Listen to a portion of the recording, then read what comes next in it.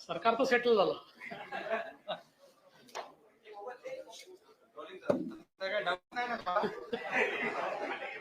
काही लोक हरल्याबद्दल फटाके फोडायला लागले.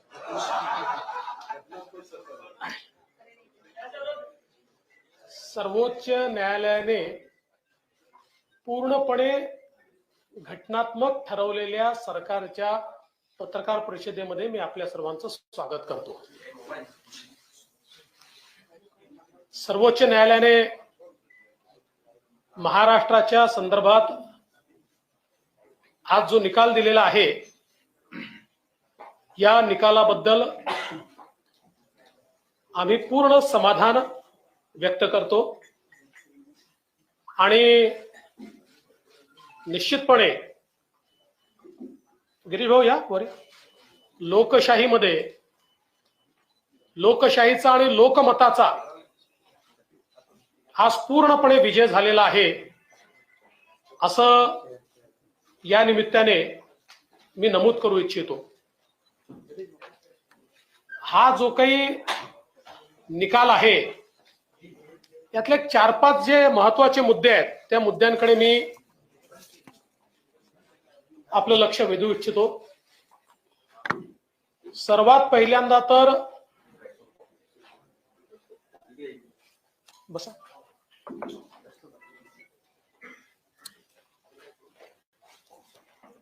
सर्वात पहिल्यांदा तर महाविकास आघाडीच्या मनसुब्यावर पूर्णपणे पाणी फेरत सर्वोच्च न्यायालयाने स्पष्टपणे सांगितलेलं आहे की स्टेटस को एंटे करता येणार नाही, उद्धव ठाकरेंना पुन्हा मुख्यमंत्री बनवता येणार नाही.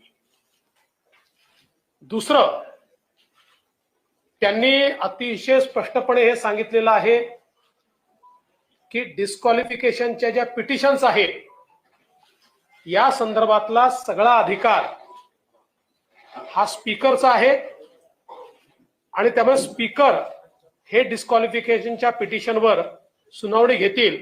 आणि त्यात त्यांनी जे ऑब्झर्वेशन केलं ते अत्यंत महत्वाचं आहे. There are no extraordinary circumstances in the instant case that warrant the exercise of jurisdiction by this court to adjudicate disqualification petition. The speaker must decide the disqualification petition. त्यामुळे याच्यामध्ये कुठलाही एक्स्ट्रॉर्डिनरी सिच्युएशन नाही. त्यामुळे supreme कोर्टाने याच्यामध्ये हस्तक्षेप करण्याला नकार दिलाय आणि ते स्पीकरचे अधिकार हे स्पीकरलाच दिलेले आहेत. दुसरं, हे सगळं डिस्क्वालिफिकेशनचे पिटिशन सुरू असताना ज्यांच्या विरुद्ध पिटिशन सुरू आहेत अशा आमदारांचे सगळे अधिकार हे पूर्णपणे त्यांना आहेत असं देखील अतिशय स्पष्टपणे म्हटलेलं आहे. किंवा त्यांना right to participate in house regardless of pendency of any petition of their disqualification. आणि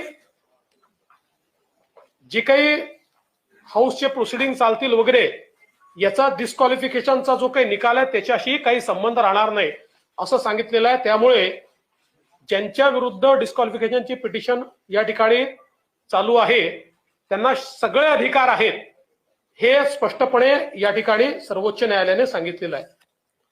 त्यानंतर एक अजून महत्वाचं ऑब्झर्वेशन आहे की ज्यामध्ये त्यांनी इलेक्शन कमिशनला पूर्णपणे अधिकार आहेत हे स्पष्टपणे सांगितलेलं आहे. आणि regardless of disqualification petition proceedings election commission स्वतंत्रपणे निर्णय हा या ठिकाणी घेऊ शकतं. त्यामुळे जे इलेक्शन कमिशनच्या निर्णयावर किंवा त्यांनी केलेल्या प्रोसिडिंग्सवर जे प्रश्नचिन्ह निर्माण करण्याचा प्रयत्न उद्धव ठाकरे यांच्या गटाने केला होता तो पूर्णपणे चुकीचा आहे हे यातनं स्पष्ट झालंय. आणि हे अतिशय स्पष्टपणे त्यांनी असं म्हटलंय की the speaker and the ECI are empowered to concurrently adjudicate on the petitions before them under 10th schedule and under paragraph 15 of the symbols order respectively. आणि while adjudicating petitions under paragraph 15 of the symbols order, the ECI may apply a test that is best suited to the facts and circumstances of case before it. म्हणजे सगळे अधिकार हे election कमिशनचे आहेत आणि त्याच्यामध्ये कुठलीही बाधा नाही, हेही या ठिकाणी अतिशय स्पष्टपणे सांगितलेलं आहे. त्यानंतर एक अजून महत्त्वाची गोष्ट की याच्यामध्ये for the purpose of 10th schedule political party कुठली आहे हे डिसाइड करायचे अधिकार देखील स्पीकरला देण्यात आलेले आहेत. याच्यामधला जी पॅराग्राफ जर आपण वाचला, the speaker would prima facie determine who the political party is for the purpose of adjudicating disqualification petitions under paragraph 2(1) of the 10th schedule where two or more factions claim to be the political party. त्यामुळे याही बाबतीत अतिशय स्पष्टपणे अधिकार हे स्पीकरला देण्यात आलेले आहेत. आणि सगळ्यात महत्त्वाचं, the governor was justified in inviting mister Shinde to form the government असं म्हटल्यामुळे आता हे सरकार पूर्णपणे कायदेशीर, आधी कायदेशीरच होतं, संवैधानिकच होतं, पण काही लोकांना शंका होती. मला असं वाटतं की सर्वोच्च न्यायालयाने त्यांच्या शंकेचं समाधान केलं असावं. अर्थात ते सर्वोच्च न्यायालयाला मानत असतील तर, आम्ही तर मानतो, ते मानत असतील तर त्यांच्या शंकेचं निश्चितपणे समाधान झालं असेल. आज उद्धव ठाकरेजींची पत्रकार परिषद मी बघितली. नॉर्मली मी बघत नाही, पण जाता जाता थोडी शेवटचं मला पाहायला मिळालं आणि त्याच्यामुळे ते असं म्हणाले की मी नैतिकतेच्या आधारावर राजीनामा दिला. माझा त्यांना सवाल आहे, भारतीय जनता पक्षासोबत निवडून आलात आणि काँग्रेस राष्ट्रवादी सोबत गेला, तेव्हा ही नैतिकता कुठल्या डब्यामध्ये बंद केली होती याचं पहिले उत्तर द्या. तेव्हा ही नैतिकता कुठे होती? खरं म्हणजे नैतिकतेचा विषय तुम्ही सांगू नये, कारण तुम्ही खुर्ची करता विचार सोडला आणि एकनाथ शिंदेंनी विचाराकरता खुर्ची सोडली. ते सत्तेमध्ये होते आणि ते विरोधी पक्षासोबत आमच्यासोबत आले. त्यामुळे नैतिकतेचं बोलण्याचा कुठलाही अधिकार, नैतिक अधिकार तुम्हाला नाही. उद्धवजी, तुमच्या लक्षात आलं होतं, तुमच्याकडे नंबर नाही, तुम्ही हारणार आहात, लोक तुम्हाला सोडून गेले आहेत. त्यामुळे त्या लाजेपोटी आणि त्या भीतीपोटी तुम्ही त्या ठिकाणी राजीनामा दिला. त्यामुळे विनाकारण त्याला नैतिकतेचा मुलामा चाडवण्याचा प्रयत्न करू नका. एकनाथ शिंदेंनी राजीनामा देण्याचा प्रश्नच उद्भवत नाही, कारण आज त्यांच्या नियुक्तीवर पूर्ण शिक्कामोर्तब सर्वोच्च न्यायालयाने या ठिकाणी केलेलं आहे. माननीय मुख्यमंत्री बोलायच्या आधी मी हिंदीमध्ये फक्त थोडंसं ब्रीफिंग आपल्याला करून देतो.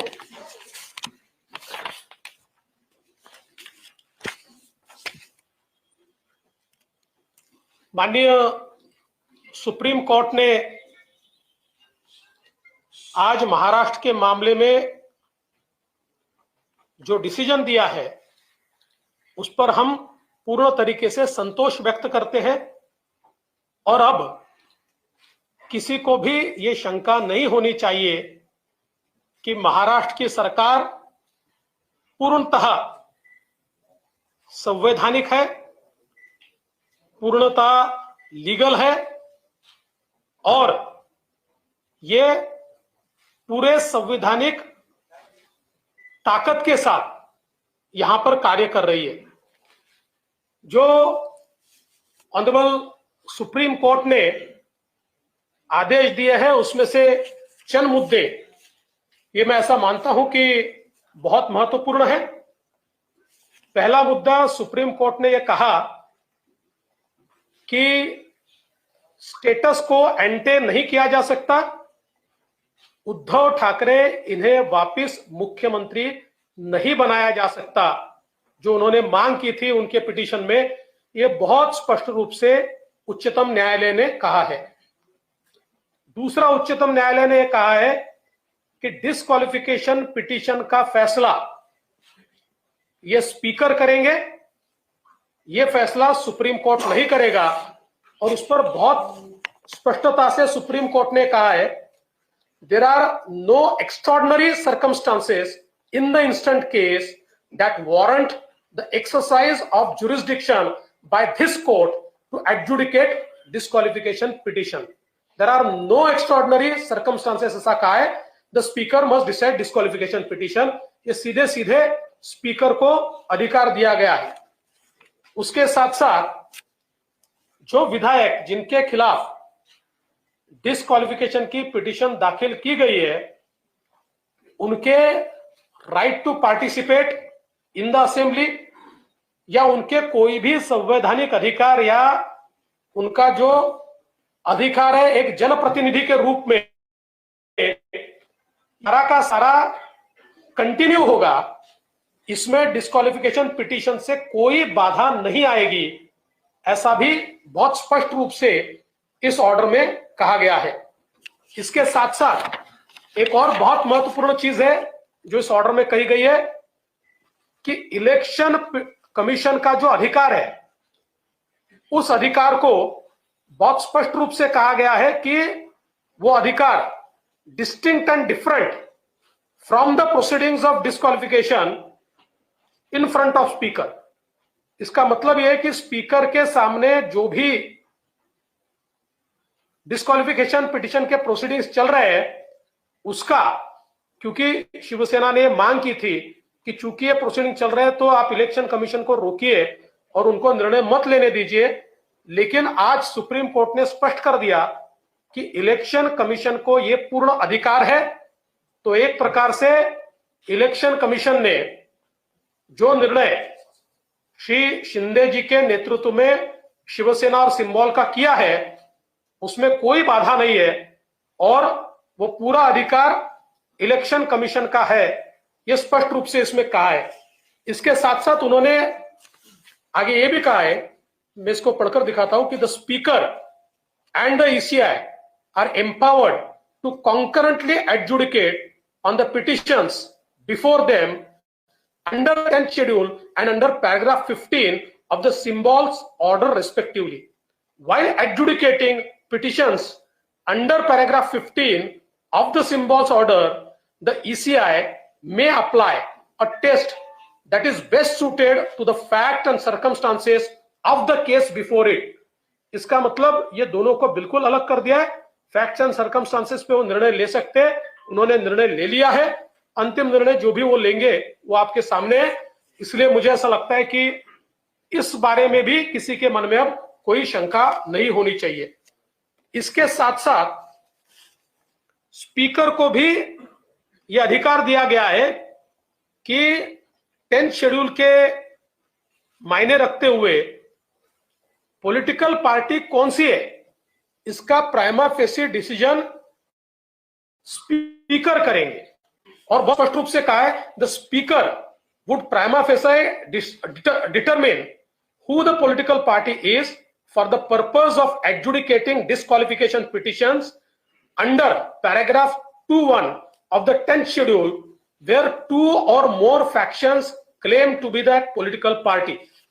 तो स्पीकर साहब को भी अब यह अधिकार है कि दो गुटों में से पॉलिटिकल पार्टी ये कौन सी है, ये स्पीकर साहब प्राइमा फेसी पहले वो डिसाइड करेंगे, उसके बाद फिर ये डिस्क्वालिफिकेशन पिटीशंस के ऊपर आगे में डिसीजन होगा।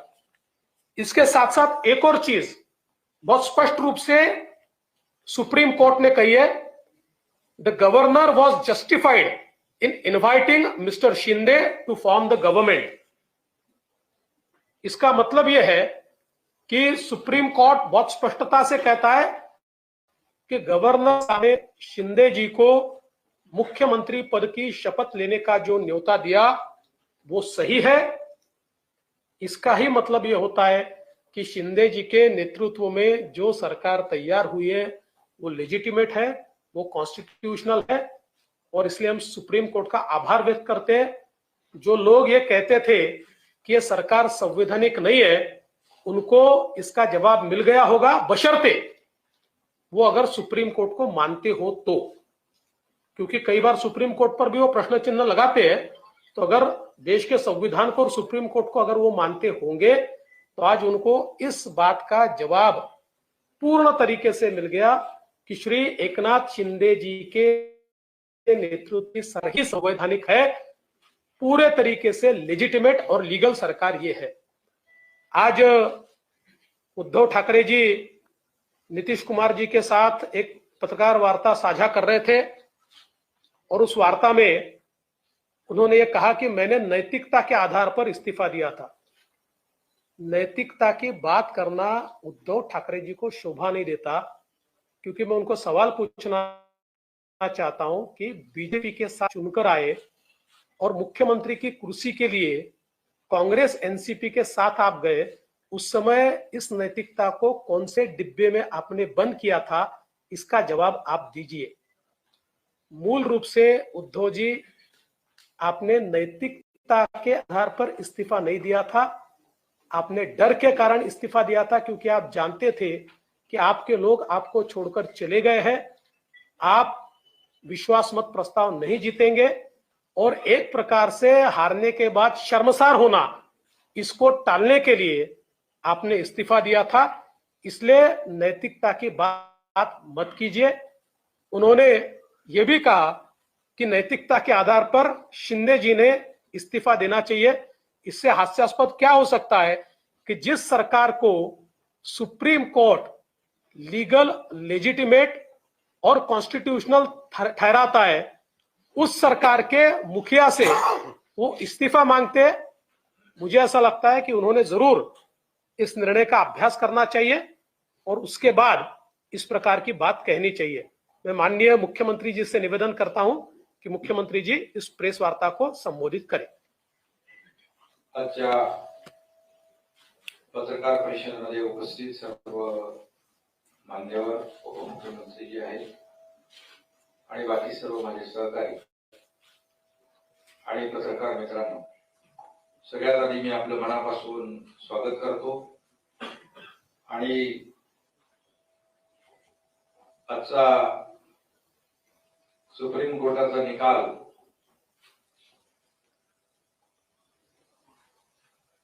आपल्या लोकशाहीमध्ये अपेक्षित असलेला निकाल लागल्याबद्दल मी आमच्या सगळ्यांना शुभेच्छा मलाही दिल्या, पण तुम्हालाही देतो शुभेच्छा सगळ्यांना।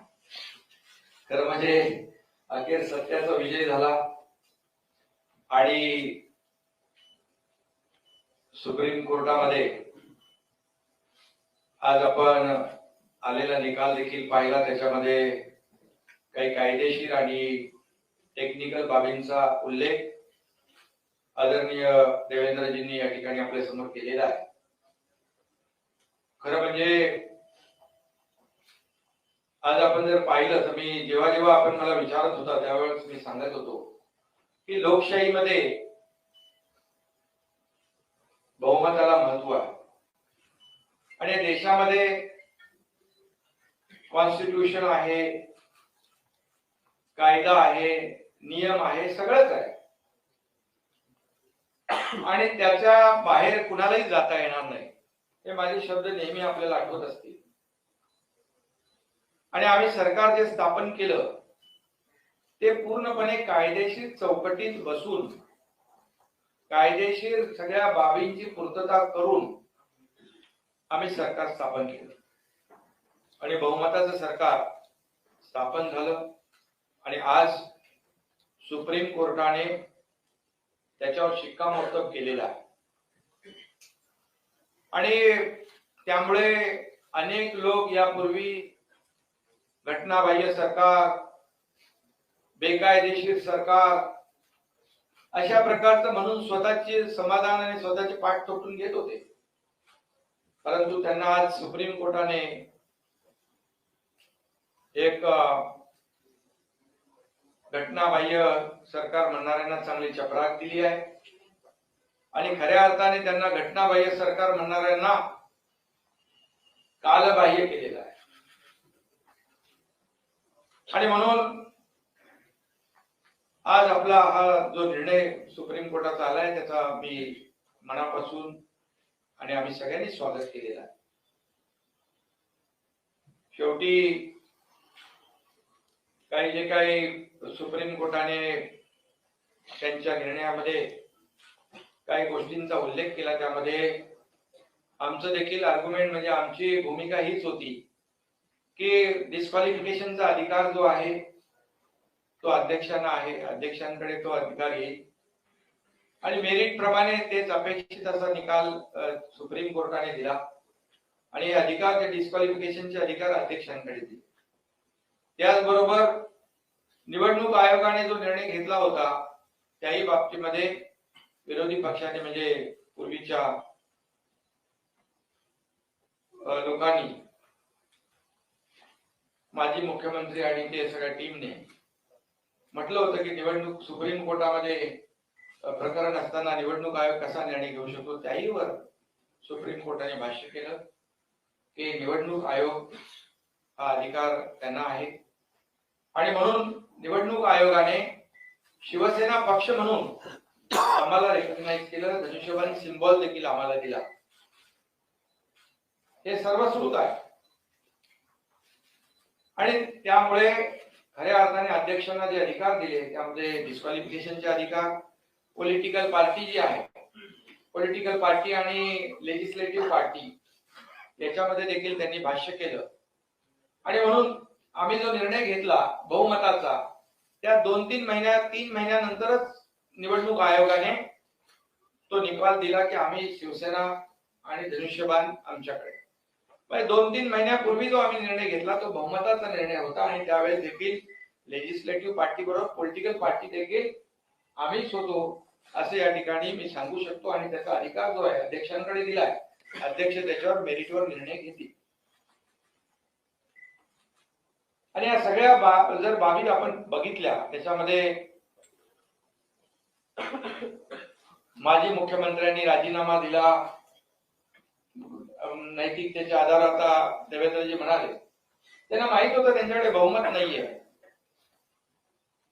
अल्पमतामध्ये आलेलं सरकार आहे आणि राज्यपालांनी देखील त्यावेळेस त्याचं काही इतर राज्याचं मी उदाहरण आपल्या इकडचं पण झालं त्या गोमईंचं आणि त्यावर मी बोलू इच्छित नाही, पण जेव्हा राज्यामध्ये जेव्हा परिस्थिती निर्माण होते आणि राज्यपालांनाच काय, तुम्हाला सगळ्यांना माहित होतं त्यावेळेस सरकार अल्पमतात आलंय, शेवटी सरकारचा गाडा कारभार चालला पाहिजे, त्यामुळे त्यांनी त्यांच्या अधिकारामध्ये तेव्हा निर्णय घेतला आणि आम्ही सरकार जे स्थापन केलं पूर्णपणे कायदेशीर घटनात्मक बाबींची काळजी घेऊन केलंय, पूर्णपणे त्याच्यामुळे हेड काउंट झाला, ते सगळे तुम्ही साक्षीदार आहात आणि म्हणून राजीनामा देण्याशिवाय काही दुसरा काय पर्याय होता. आणि नैतिकतेच्या ज्या काही गोष्टी तिथे सुरू झालेल्या आहेत तर त्या बाबतीमध्ये देवेंद्रजी म्हणाले की त्यावेळेस मॅन्डेट लोकांनी जनतेने कुणाला दिलं होतं, शिवसेना भाजपा युतीला, आणि मग नेमकं आम्ही हा निर्णय घेताना जनमताचा आदर केलाय, जनभावनेचा आदर केलाय, लोकांना अपेक्षित हवं असलेलं ते आम्ही केलंय, बाळासाहेबांच्या विचारांचा भूमिकेचा आम्ही आदर केलेला आहे आणि भारतीय जनता पक्ष आणि शिवसेना मिळून निवडणूक लढवली आणि सरकार दुसऱ्या बरोबर सत्तेसाठी खुर्चीसाठी त्यावेळेस बनवलं आणि हे सगळ्यांना माहित आहे. आणि जसं देवेंद्रजी म्हणाले आम्ही तर तेव्हा सत्तेत होतो, तेव्हा पुढे काय होईल आम्हाला माहित नव्हतं. खरं म्हणजे नैतिकता कोणी जपली हे मला सांगण्याची आवश्यकता नाही आणि म्हणून खऱ्या अर्थाने बाळासाहेबांच्या विचारांची शिवसेना वाचवण्याचं काम, त्याचं काँग्रेस राष्ट्रवादीकरण करण्यात थांबवण्याचं काम आम्ही केलं, धनुष्यबाण वाचवण्याचं काम आम्ही केलं. तुम्ही तर तो गाण ठेवला होता आणि म्हणून यामध्ये आता मी देखील मगाशी पत्रकार परिषद थोडीशी बघितली, त्यामध्ये आम्ही पक्ष आहोत, आमचा व्हीप लागणार, पण व्हीप लागायला तुमच्याकडे माणसं किती आहे हा एक प्रश्न आहे. त्यामुळे शेवटी बहुमताचा आदर सुप्रीम कोर्टाने केलाय आणि त्याचबरोबर अध्यक्ष जे आहेत आपले विधानसभेचे ते देखील या सर्व प्रकरणामध्ये मेरिटवर निर्णय घेतील आणि हा निर्णय जो आहे या सरकारला घटनाबाह्य बेकायदेशीर म्हणणाऱ्यांना आजच्या सर्वोच्च न्यायालयाने खरं म्हणजे त्यांच्या बाजूने निकाल दिल्यानंतर ते सगळी ती संस्था त्या सगळ्या गोष्टी चांगल्या असतात, पण निर्णय मेरिटवर दिल्यानंतर मात्र जे काही भाष्य केलं जातं हे देखील आपल्या सगळ्यांना माहित आहे. आणि म्हणून कुणाची दिशाभूल करण्याचा प्रयत्न देखील यापुढे देखील करतील. परंतु आज सुप्रीम कोर्टाने जे काही पूर्ण बहुमताचं सरकार आणि हे सरकार कायदेशीर घटनात्मक आहे त्याच्यावर शिक्कामोर्तब केलेलं आहे. हे जनतेचं सरकार आहे, जनतेच्या मनातलं सरकार आहे. त्यामुळे मी पुन्हा एकदा आज सर्वोच्च न्यायालयाच्या निर्णयाचं मनापासून या ठिकाणी स्वागत करतो. आज आखिर में सत्यमेव जयते कहते,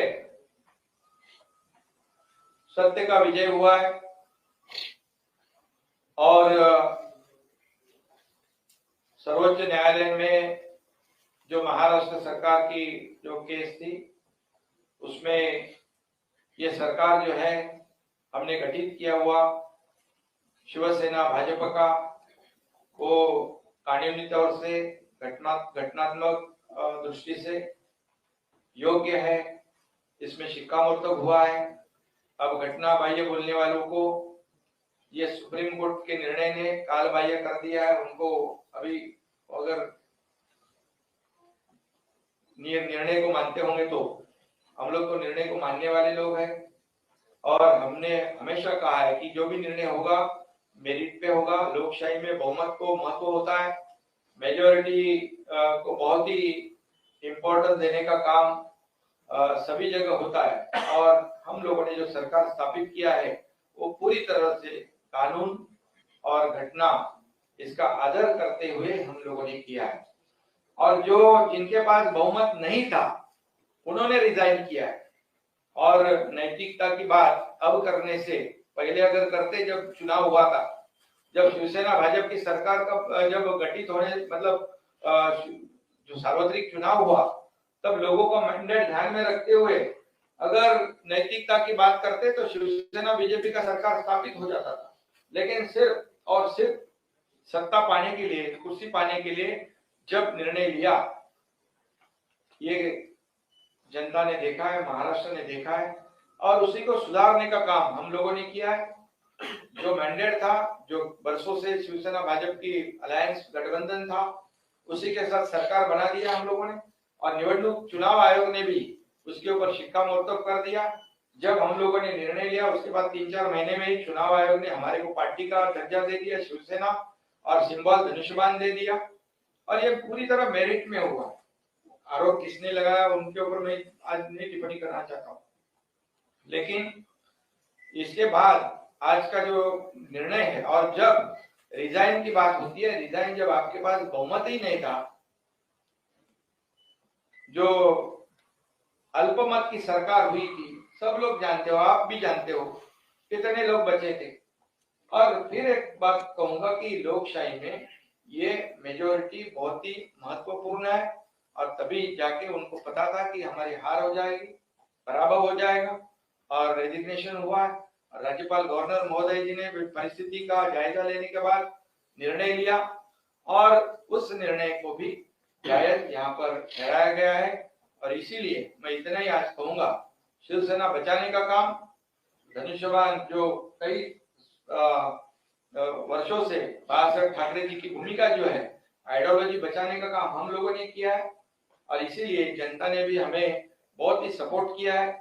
और इसलिए मैं फिर एक बार कहूंगा कि सुप्रीम कोर्ट के आज के निर्णय का मैं तहे दिल से फिर एक बार स्वागत करता हूं और धन्यवाद देना चाहता हूं। एक एक करो शांति के साथ।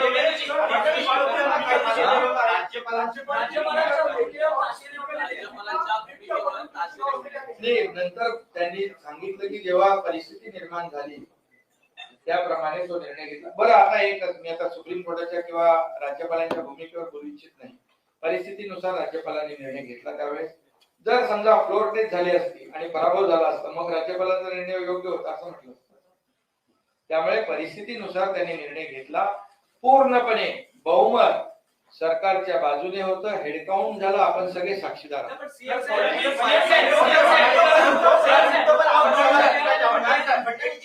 एक तो मुद्दा जो विप का चयन किया गया स्पीकर की तरफ से, उस पर सवाल उठाए गए, और दूसरा मुद्दा जो सरकार बनाने के लिए गवर्नर ने जो इनवाइट भेजा था, आपने दूसरा पैराग्राफ पढ़ा, लेकिन उसके ऊपर का पैराग्राफ कहता है कि governor was not justified in calling upon mister Thackeray to prove his majority on the floor of the house. तो इस मुद्दे पर क्या कहेंगे? देखिए, सवाल यह है कि सुप्रीम कोर्ट ने एक टिप्पणी की है, लेकिन इस टिप्पणी के बाद उसको उल्टा तो नहीं किया है. सुप्रीम कोर्ट ने उसको स्ट्राइक डाउन तो नहीं किया है. मूलतः ये होता है कि गवर्नर के सामने कुछ ऑप्शंस होते हैं. उदाहरण के तौर पर जो एक लैंडमार्क जजमेंट है मुंबई का, उस मुंबई के जजमेंट में सुप्रीम कोर्ट ने यह कहा कि जब भी ऐसी परिस्थिति आती है कि गवर्नर का एक सब्जेक्टिव सेटिस्फेक्शन होता है कि किसी सरकार के पास मेजॉरिटी नहीं है, तो गवर्नर ने एमएलएस की परेड नहीं करना है, उन्होंने फ्लोर टेस्ट के लिए बोलना है. तो हो सकता है कि उसके आधार पर उस समय गवर्नर ने यह निर्णय लिया हो.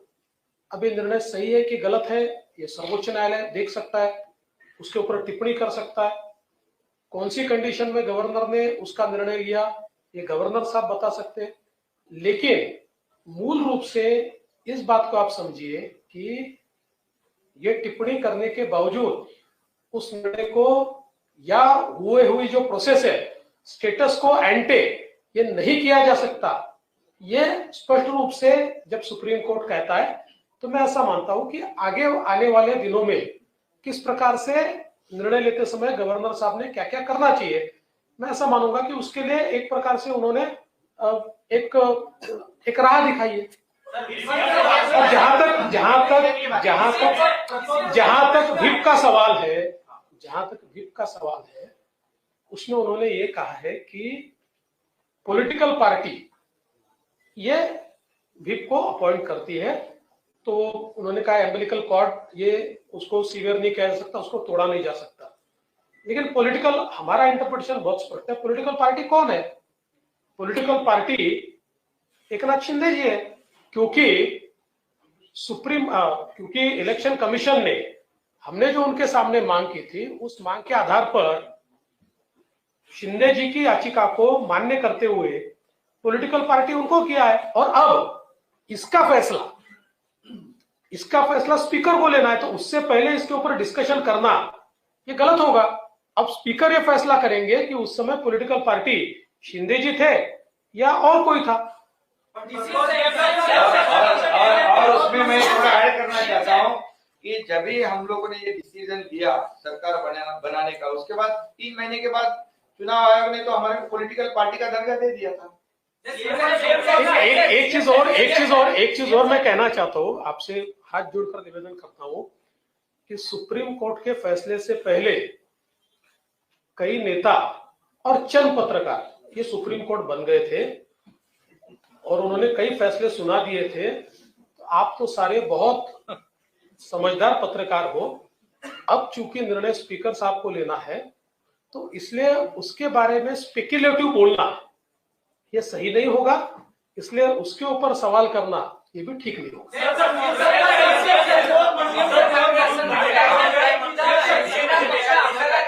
आपल्याकडे नाव आहे, उद्धव ठाकरे आजही म्हणतात की हे पक्षाचं नाव आहे, ते माझंच आहे, हे मी कोणाला देऊ देणार नाही, हे कोण घेऊ शकणार नाही. ते आता सुप्रीम कोर्टाच्या वर आहे, निवडणूक आयोगाच्या वर आहे.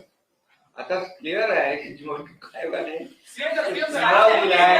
आणि हे संभ्रम पसरवण्याचं मी ऐकलं ते. आता ते कोणाला व्हीप देऊ शकतात? शिवसेना म्हणून देऊ शकतात का ते? शिवसेना आम्ही आहोत, धनुष्यबाण आम्ही आहोत. सहानुभूती आता लोकांना, अरे बाबा, लोकांची सहानुभूती केव्हा मिळाली असते? तुम्ही भाजप बरोबर सरकार बनवलं असत तर.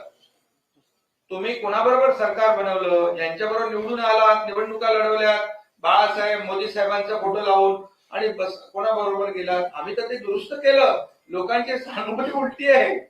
तुझ्याकडे आहे म्हणून तर लोक आम्हाला प्रतिसाद देत आहेत. यांच्या नियुक्तीवरतीही सुप्रीम कोर्टानं ताशेरे ओढले. आज पुन्हा एकदा नव्यानं भरत गोगावले यांचं प्रपोज म्हणून नियुक्ती करण्याची प्रक्रिया आपण नाही हे बघा ऑब्झर्वेशन आणि निर्णय आता त्याच्यामध्ये तोही अधिकार अध्यक्षांकडे दिलेला आहे. त्यामुळे आम्ही तेव्हा कोण पार्टी होती आणि कोण लेजिस्लेटिव्ह पार्टी आणि पॉलिटिकल पार्टी हे निर्णय घेण्याचा अधिकार कोणाला दिला आहे? अध्यक्षांना. बरं मी मगाशी म्हटलं आताही म्हणतोय आम्ही निर्णय घेतल्यानंतर 3-4 महिन्यात निवडणूक आयोगाने निर्णय दिला होता की कोण पार्टी आहे सिंबॉल कुणाकडे. आज जे शिवसेना म्हणून आम्ही व्हीप देऊ शकतो हे तर लोकांमध्ये संभ्रम. आता लोक सुज्ञ आहेत सगळं माहिती आहे त्यांना. आता सरकार पडणार गडगडणार किती वेळा तुम्हीच दाखवलं ना. सर्वोच्च न्यायालयाने टिप्पणी केलेली आहे की जर उद्धव ठाकरेंनी राजीनामा दिला नसता तर या परिस्थितीत आम्ही त्यांना मुख्यमंत्री म्हणून पुन्हा आणलं असतं. पण हे असं म्हटलेलं नाही. असं म्हटलेलं नाही. असं आहे असं बिलकुल त्यांनी म्हटलेलं नाही की आम्ही त्यांना पुन्हा आणलं असतं. त्यांनी असं म्हटलंय की आता विषयच येत नाही त्याच्यामुळे स्टेटस को अँटी होऊ शकत नाही. असं कुठेही म्हटलं नाही की त्यांनी राजीनामा दिला नसता तर त्यांना आम्ही परत आणलं असतं. त्यांनी म्हटलंय की हे सर्कमस्टान्सेसच नाही आहे. त्यांनी राजीनामा दिलाय त्याच्यामुळे याच्यावर टिप्पणीच करायची आवश्यकता नाही. आणि जी मागणी शिवसेनेने पिटिशन मध्ये केली होती की उद्धव ठाकरेंना पुन्हा मुख्यमंत्री बनवा त्यांना बनवताच येत नाही असं स्पष्टपणे म्हटलंय. त्यामुळे मला असं वाटतं की याचं राईट इंटरप्रिटेशन करा चुकीचं इंटरप्रिटेशन करू नका.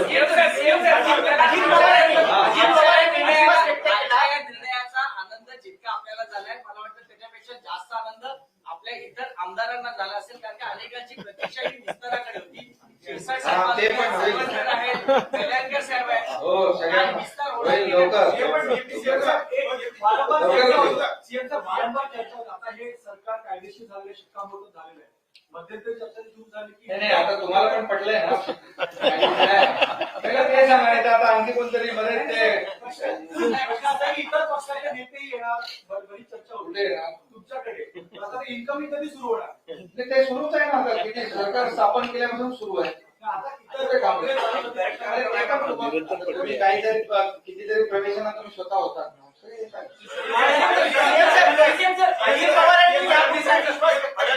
सरकारला कुठलाही धोका नाही. त्यांना जास्त विश्वास होता कोणाहीपेक्षा की तुमच्या सरकारला अजिबात धोका नाही. मेजॉरिटी तुमच्याकडे आहे. अजित पवारांबद्दल काय? अजित पवारच नाही ज्या ज्या माणसाला कायदा कळतो अशा प्रत्येकाला हे माहिती होतं की सर्वोच्च न्यायालय अशी कुठली एक्स्ट्रॉर्डिनरी कंडिशन नाहीये की ज्या कुठलाही डिस्क्वालिफिकेशनचा वगैरे निर्णय स्वतः घेईल. त्यामुळे कुठल्याही सेन्सिबल वकिलाला किंवा कायदा करणाऱ्या व्यक्तीला हे माहिती होतं की सर्वोच्च न्यायालय हे लोकशाहीने अधिकार स्पीकरला दिले आहे. हे स्पीकरला सांगेल आणि म्हणून कदाचित त्यांनी त्या संदर्भात ते भाष्य केलं असं.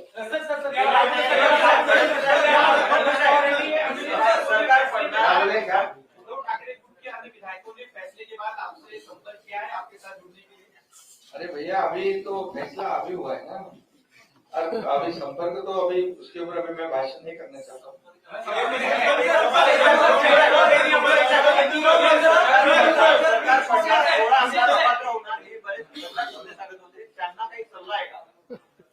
मी तो मगाशीच दिला ना सल्ला. मी मगाशीच सांगितलं की काही नेते हे स्वतः सर्वोच्च न्यायालय झाले होते. त्यांना सल्ला देण्याएवढा मी मोठा नाही. पण मला असं वाटतं सर्वोच्च न्यायालयात एखादी केस असताना अशा प्रकारे आपणच सर्वोच्च न्यायालयाने आपल्यालाच कायदा समजतो अशा आविर्भावात वावरणाऱ्यांनी यातनं थोडा धडा घेतला पाहिजे.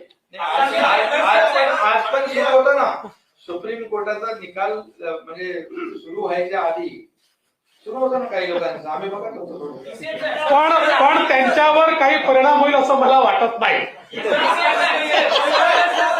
चला तुझा